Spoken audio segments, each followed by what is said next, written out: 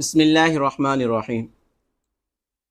کسی کی شہادت کی خبر اس کے گھر والے دیتے ہیں اور کسی کی شہادت کی خبر اس کے ساتھی اور جماعت والے دیتے ہیں، یا کسی کی شہادت کا اعلان اس کے چاہنے والے کرتے ہیں۔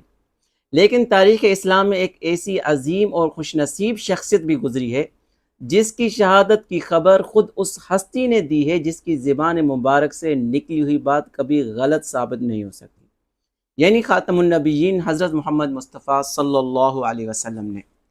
جی ہاں، یہ عظیم شخصیت خلیفہ ثالث ذو النورین سیدنا عثمان بن عفان رضی اللہ عنہ ہے۔ صحیح بخاری کی مشہور حدیث ہے، یہ دیکھیں، صحیح ستہ کی تقریباً ہر کتاب میں یہ حدیث موجود ہے اور صحیح بخاری میں کئی جگہ یہ موجود ہے۔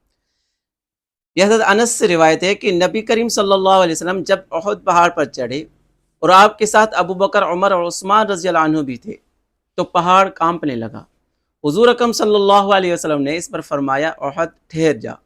میرا خیال ہے کہ حضور صلی اللہ علیہ وسلم نے اسے اپنے پاؤں سے مارا بھی تھا کہ تجھ پر ایک نبی، ایک صدیق اور 2 شہید ہی تو ہیں۔ سبحان اللہ، یعنی نبی اکرم صلی اللہ علیہ وسلم نے حضرت عمر اور عثمان کو شہید فرمایا۔ غور کیجئے، نبی اکرم صلی اللہ علیہ وسلم نے سیدنا عمر اور سیدنا عثمان رضی اللہ عنہ کے لیے 2 شہیدوں کے الفاظ ارشاد فرمائے، حالانکہ اس وقت ان کی شہادت واقع نہیں ہوئی تھی۔ یہ رسول اللہ صلی اللہ علیہ وسلم کی ایک عظیم پیشن گوئی تھی جو بعد میں حرف بحرف سچی ثابت ہوئی، اور دونوں حضرات نے شہادت کا عظیم مرتبہ حاصل کیا۔ سبحان اللہ، یہ سیدنا عثمان غنی رضی اللہ عنہ کا کتنا بلند مقام اور عظیم شرف ہے کہ ان کی شہادت کی خبر خود رسول اللہ صلی اللہ علیہ وسلم نے پہلے ہی دے دی تھی۔ پھر صلح حدیبیہ کے موقع پر جب سیدنا عثمان رضی اللہ عنہ کے قتل کی خبر مشہور ہوئی تو رسول اللہ صلی اللہ علیہ وسلم نے تمام صحابہ کرام رضی اللہ عنہم اجمعین سے بیعت رضوان لی تھی۔